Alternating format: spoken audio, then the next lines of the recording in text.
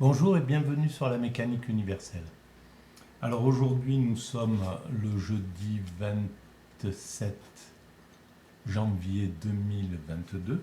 Je continue ma lecture de ce livre Vie et doctrine des philosophes par Will Durant et sur la partie qu'il consacre à Schopenhauer. Je suis arrivé au chapitre 3.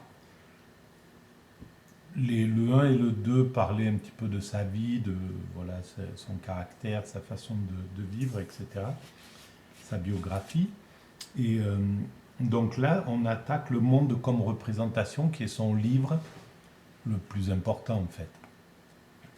Alors moi, j'ai ni lu ce livre, Le monde comme représentation, ni lu la partie que je m'apprête à commenter en fait. Je m'appuie simplement sur cette lecture pour essayer de préciser un petit peu la philosophie que je développe sur la mécanique universelle, sur le site mécaniqueuniverselle.net, où c'est une théorie qui s'intéresse au devenir de l'humanité. La base de cette théorie, c'est l'humanité est destinée à atteindre son ultime perfection. Et d'ailleurs, j'ai regardé dernièrement, j'ai écouté sur France Culture, dans les chemins de la philosophie, les 4 audios qui sont consacrés à Arendt, à Hannah Arendt. Et le numéro 1, c'est une philosophe de Franche-Comté qui commente, et avec déjà une précision et une compétence incroyable. Et ce qui m'a paru tout de suite évident, c'est qu'il y a une grande façon de concevoir qui est très proche de ce que je développe sur la mécanique universelle. En fait, d'un côté, Hannah Arendt, c'est par l'action, l'activité, il peut y avoir la réflexion, etc. à l'intérieur, la créativité, voilà, la mise en mouvement, et de l'autre qu'elle met en parallèle avec la contemplation et la béatitude, en somme, d'une certaine manière. Je pense qu'elle a absolument compris la mécanique de l'évolution de l'humanité. Évidemment, pour moi, nous allons vers cet état de contemplation, cet état où il n'y a plus besoin d'action. L'ensemble de l'humanité sera achevé, toutes les structures seront un jour achevées, on aura construit cette humanité de façon idéale, la conscience humaine va continuer à se développer dans 10, 20, 30, 40, 50 ans, un siècle, 2 siècles. Il faut imaginer le niveau de conscience qu'aura atteint l'humanité à propos d'organiser une vie sociale parfaite, une vie, voilà, des villes ou des villages, des structures de vie qui soient absolument écologiques, qui ne touchent pas sur les matières premières, qui se suffisent avec les énergies solaires, éoliennes, etc. Et ça, c'est notre avenir, et sans doute un maillage total de la planète, de l'humanité dans sa totalité, avec la gestion du tempérament humain, de la capacité actuelle que l'homme a actuellement d'abuser ses congénères, de maltraiter ses congénères, d'avoir de la violence, etc., de l'envie, de toutes ces pulsions qui sont des moteurs de notre évolution actuellement, mais que l'humanité devra dépasser si elle veut organiser un monde pour les extatiques, pour les contemplatifs, pour les béats, pour ceux qui ressentent cette sensation subliminale qui est au-dessus de toutes les autres sensations. L'extase, c'est quelque chose qui est bien au-delà de ça, mais c'est pas aujourd'hui en notre pouvoir. L'humanité, elle doit encore construire ces structures, donc on ne peut pas accéder à l'extase facile. Quelques éclaireurs y parviennent, s'y intéressent, etc. Mais ça ne peut pas être pour le genre humain total. Nous sommes les hommes constructeurs. Sur la mécanique universelle, je dis nous étions des primates naturels à l'origine, nous sommes devenus des hommes constructeurs et nous allons vers l'humain accompli. Voilà. Et l'homme constructeur, il doit avoir toutes ses pulsions, le désir, la jalousie, l'envie, l'amour, le partage, toutes ces pulsions qui nous animent, qui sont, qu'on peut certaines juger du côté négatif, d'autres du côté positif, et qui font qu'on construit cette humanité, qu'on cherche, qu'on a envie de... On cherche pour recevoir une forme d'amour d'une manière ou d'une autre. On travaille à l'humanité pour recevoir en compensation de l'amour. C'est pour ça que les gouvernements devraient vraiment prendre cette valeur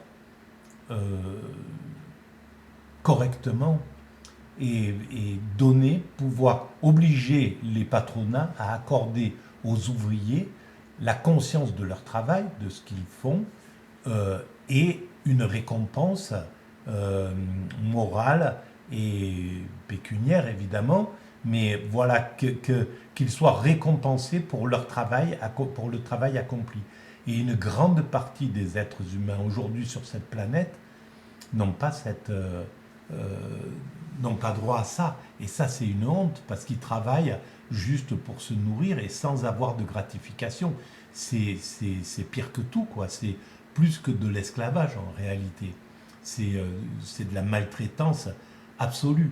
Donc chaque être humain qui travaille pour cette humanité, consciemment ou inconsciemment, doit pouvoir avoir des récompenses morales pour ce travail, qu'il soit récompensé avec une belle visibilité, etc., qu'il soit le balayeur, caissier ou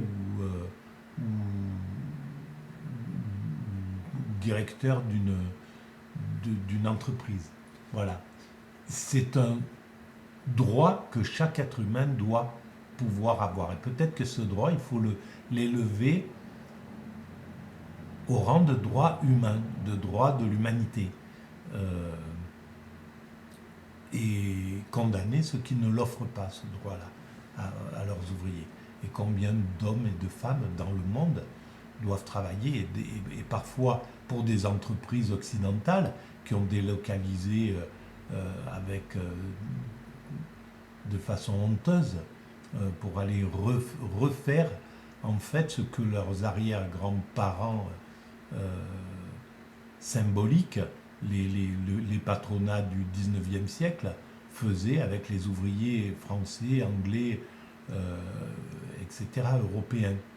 Ils les maintenaient dans un état de servitude, etc. Et bien ces mêmes patronats sont allés faire la même chose avec les délocalisations. Et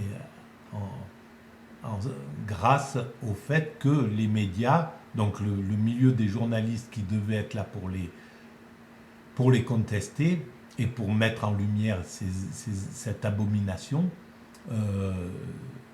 appartenait à présent au marché. Voilà pour cet intermède. Donc je commence ma lecture. Le monde comme représentation. Ce qui frappe le lecteur à première vue dans le monde comme volonté et comme représentation, c'est le style. Ici, on ne trouve ni la chinoiserie énigmatique de la terminologie kantienne, ni l'obscurité hegelienne, ni la géométrie spinoziste. Tout est ordre et clarté.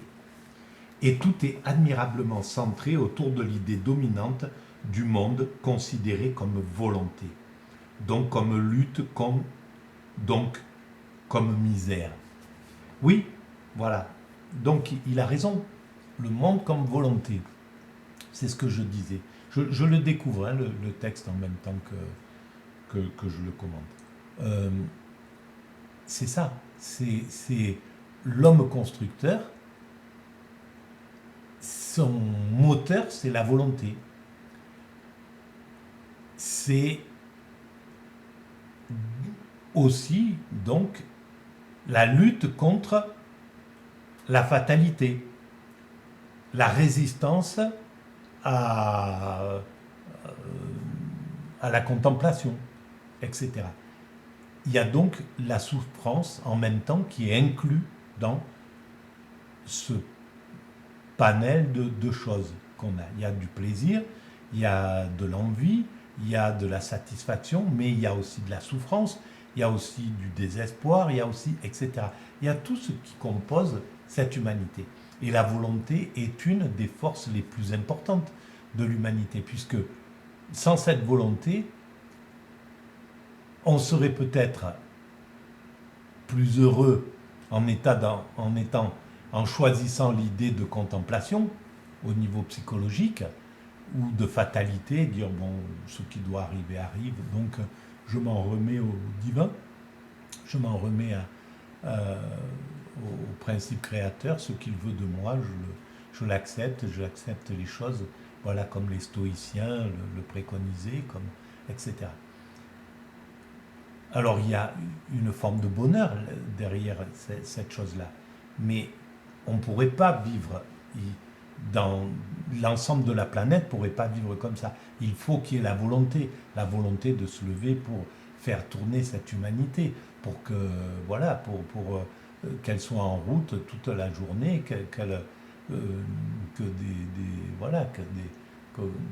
qu'on ait le chauffage, un toit, réparer ces choses, vendre des produits, construire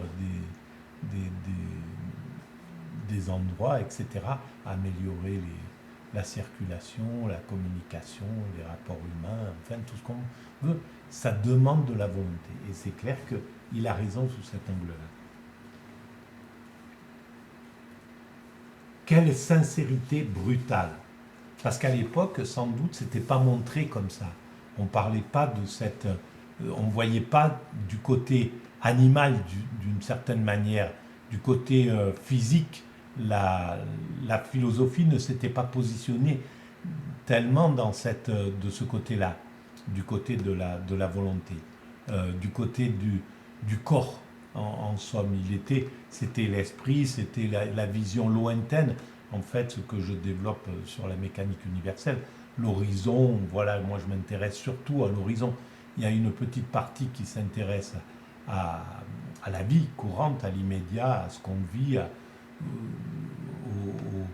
au mouvement politique, au changement, à la critique du système, etc., à la psychologie humaine actuellement. Mais la ligne directive, ce qui m'intéresse, c'est cette finalité vers laquelle on va. Voilà.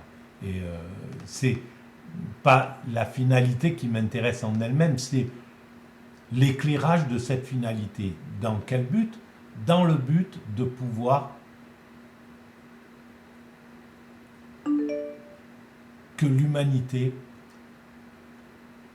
choisisse consciemment d'évoluer vers ce but alors qu'elle le fait actuellement inconsciemment. On va vers ce but inconsciemment et pour moi l'intérêt c'est d'y aller de façon consciente, c'est-à-dire de prendre conscience que notre but c'est d'atteindre notre ultime perfection, que nous sommes tous en tant qu'hommes constructeurs des bénévoles, des altruistes. On travaille pour nos frères humains qui après nous viendront. Alors on est récompensé d'une certaine façon par le plaisir qu'on retire dans cette existence. Pour certains, bien des gens, mais même le plus pauvre, c'est pour ça qu'il y a une sorte de justice dans la vie. euh, même celui qui souffre le plus, peut-être juste la fin de sa souffrance, l'arrêt de sa souffrance, les moments où ça s'arrête, c'est un bonheur incommensurable pour lui. Il y a, voilà, c'est injuste totalement, mais dans cette injustice, il y a une justice sous-jacente. Il y a quelque chose de sous-jacent. C'est ce qui fait qu'un milliardaire, il peut ne pas être totalement heureux, complètement, il peut être même très malheureux, alors que quelqu'un qui n'aura rien, qui sera dans la rue, pourra être très heureux finalement, trouver son bonheur, voilà, avoir une conscience de la vie bien plus importante, bien plus riche, bien plus forte. À chaque minute de sa vie, elle est importante et il vit une vie beaucoup plus euh, consciente que d'autres. Voilà, donc il y a quand même une justice sous-jacente dans l'humanité. C'est pour ça que pour moi, il y a du divin. Si c'était une vie totalement injuste, si c'était injuste, ça mettrait en cause l'idée du divin. Tandis que là, il y a une justice derrière. Donc voilà, l'homme voilà, ce qui m'intéresse, c'est cette finalité. Et c'est l'idée de pouvoir y aller de façon consciente, sans que ça soit un fanatisme, mais qu'on prenne conscience que la perfection, l'ultime perfection, c'est-à-dire le moment d'une paix universelle, le bonheur pour tous, enfin voilà, arriver à la compréhension totale de pourquoi nous sommes là, qu'est-ce qu'il y a à l'origine de l'univers, pourquoi, enfin qu'on aura répondu à toutes ces questions, qu'on aura organisé la société humaine de façon à ce qu'elle soit, à ce qu'elle ait dépassé ses antagonismes, à ce qu'elle soit plus qu'en symbiose et en osmose, voilà. Et ben, si c'est le but, on peut y travailler de manière consciente. D'abord, ça ramènerait de l'optimisme dans l'humanité. Cet optimisme existait avec les religions, quand nous étions dans le principe religieux. Il a tout le temps existé d'une certaine façon. Quand il y avait un horizon à l'évolution, ça devait être comme ça chez les Romains, quand ils ont commencé à avancer, à fédérer des pays, etc. Ils avaient peut-être cette vision complètement optimiste des choses. C'était sans doute cet optimisme a dû avoir cours quand le christianisme a pris le pouvoir sur Rome, et donc commencer à s'organiser, à faire tomber. D'ailleurs, on voit que il a enlevé le christianisme a fait tomber beaucoup de cruauté qui était en cours chez les Romains, par exemple. Donc il devait y avoir une sorte d'exaltation. Et la foi, c'est une façon de donner de l'exaltation, du sens à l'humanité. Ce sens, en Occident, on est en train de le perdre, et principalement en France d'ailleurs. Et donc on perd ce sens-là. Et sans ce sens, il y a un problème. Voilà. S'il n'y a pas ce sens-là, et si d'abord ça peut être un sens mortifère qui s'impose, parce que face à ce non-sens, c'est le nazisme qui s'est imposé, qui a dit, voilà, moi je vous donne une vision pour 1000 ans, mais une vision qui n'était pas liée à la paix, à l'amour du prochain, au partage, à quelque chose de positif. C'était au contraire tout à fait dans l'inverse. C'était un retour à l'aristocratie, à la domination du plus fort sur le plus faible, à la cruauté, au fait d'être sans empathie, d'être une sorte voilà, comme sans doute à l'époque chez les Grecs, des Spartiates. Donc, ça peut donner aussi une vision lointaine. Mais pour que ça soit une vision lointaine, il faut en voir la quintessence, savoir que c'est spirituel, que c'est pour le bien de l'humanité, que c'est dans les valeurs de l'humanité que cette évolution doit se faire, dans les grandes valeurs de l'humanité que tout le monde connaît. Tu ne tueras pas, tu ne maltraiteras pas ton prochain, tu ne maltraiteras pas l'étranger, tu partageras, etc. Voilà, chacun est égal. Toutes ces grandes valeurs qu'on a compris, qui déclinent du religieux, mais qui sont passées dans les mœurs de la vie courante, du laïque, de la laïcité. Donc on sait ce qu'on doit faire, on sait qu'on doit partager, on sait qu'on doit faire du bien à son prochain, on sait qu'on doit valoriser l'autre, on sait que l'autre doit aussi nous valoriser, on sait qu'on doit éduquer sans violence, on sait que on ne doit pas faire preuve d'agressivité, de violence, etc.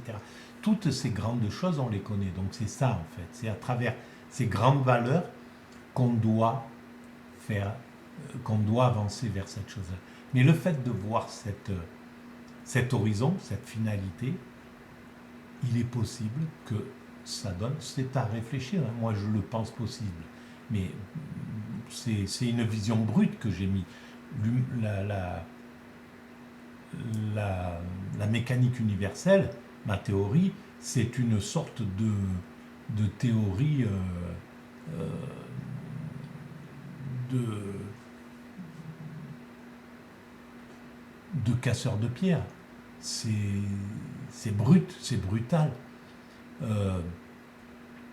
Elle méritera vraiment d'être peaufinée, d'être analysée, comprise, enlever ce qui est injuste, etc. Voilà, écarter tout ce qui n'est pas pertinent là-dedans. Mais pour moi aujourd'hui, je pense que c'est une bonne chose d'avoir une vision de cet horizon. C'est-à-dire que l'ensemble humain dit bon ben voilà, le but de l'humanité, c'est de construire cette perfection. Donc on le fait tranquillement.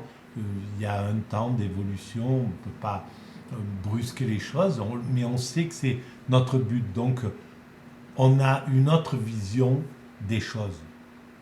Et très certainement, on sortirait du pessimisme ambiant et du sentiment de l'absurde qui a été si important à l'époque des existentialistes et des Camus, des Sartre, etc. Donc, de ceux qui n'étaient pas reliés au spirituel. Parce qu'il y a eu les existentialistes liés au spirituel. Mais je pense que ça devait être autre chose, je ne les ai pas lus, hein, mais quand on lit l'existentialisme, alors oui, ça oblige, c'était très important, leur mouvement a été très important, il oblige à une éthique non religieuse, il oblige à une éthique humaine universaliste. Mais elle n'a pas de vision, en fait. Donc, ça nous maintient sur le là, maintenant, et sans vision de faire quelque chose. Et ça n'est pas possible. Voilà. C'est-à-dire que la Tour Eiffel, c'est parce qu'un esprit s'est projeté jusqu'à la fin de cette réalisation, qu'il a commencé par projeter la fin, la finalité, qu'il a fait que la Tour Eiffel existe. Si il part juste, je vais commencer à empiler des choses, on peut construire une œuvre comme ça. Quand je faisais de la peinture, je me mettais devant une toile vierge, et puis je partais, et la forme qui commençait à se poser me donnait le sens de ce que j'allais faire. Mais même à ce moment-là, quand je commençais à faire quelques traits et que j'avais l'impression que c'était un paysage, par exemple, et ben voilà, à partir de là, je projetais pour faire ce paysage. Mais il y a toujours cette projection vers la fin. Et là, on avance à tâtons, sans projection. Le spirituel projette. Le spirituel, même si, voilà, dans ses excès, il dit, il faut que tout le monde soit chrétien, que tout le monde soit musulman, que tout le monde soit, etc., etc. Donc il a une vision prosélyte des choses. Il avait cette vision. Mais si on n'a pas de vision, on désespère l'homme. L'homme, il est désespéré. C'est pas pourquoi on travaille, pourquoi on fait ça, pourquoi il y a une élection qui arrive, pourquoi on va élire, c'est bon, pour être un peu mieux là, mais quel est le sens de ça? Pourquoi l'Europe, puisque ça risque de se... il y en a plein qui veulent revenir à du national. Quel est le sens de faire de l'Europe? Pourquoi on passe du national au continental? Eh bien, c'est ce que j'explique dans la mécanique universelle.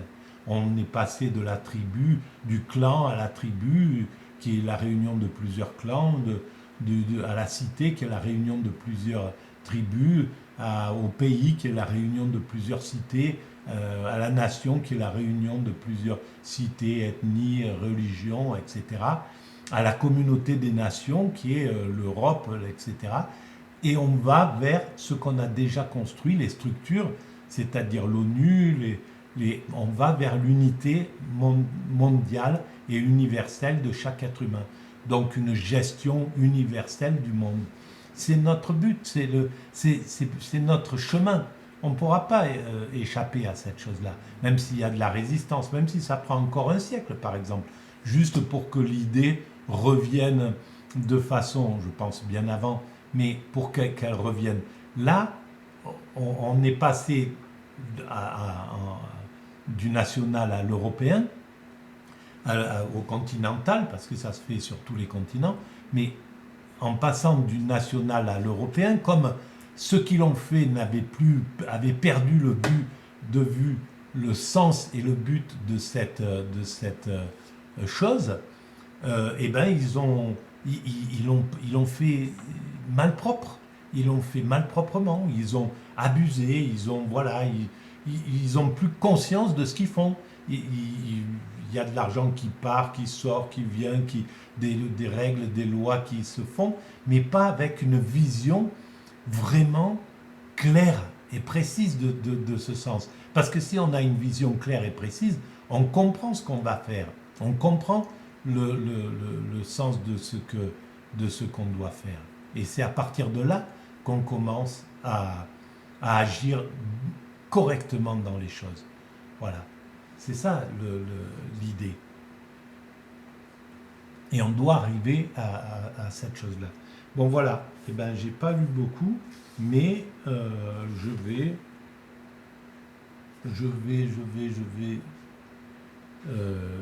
quelle sincérité brutale, quelle vigueur réconfortante, quelle rectitude sans compromis. Contrairement à ces devanciers abstraits jusqu'à devenir inintelligibles avec leurs théories pauvres d'aperçus sur le monde actuel, Schopenhauer, qui est le fils d'un négociant, est riche en termes concrets, en exemples, en applications pratiques, voire en humour. Après Kant, l'humour en philosophie était une surprenante innovation. Voilà, je vais arrêter là et je reprendrai à la suite. Je lirai un petit exemple de l'humour d'ailleurs.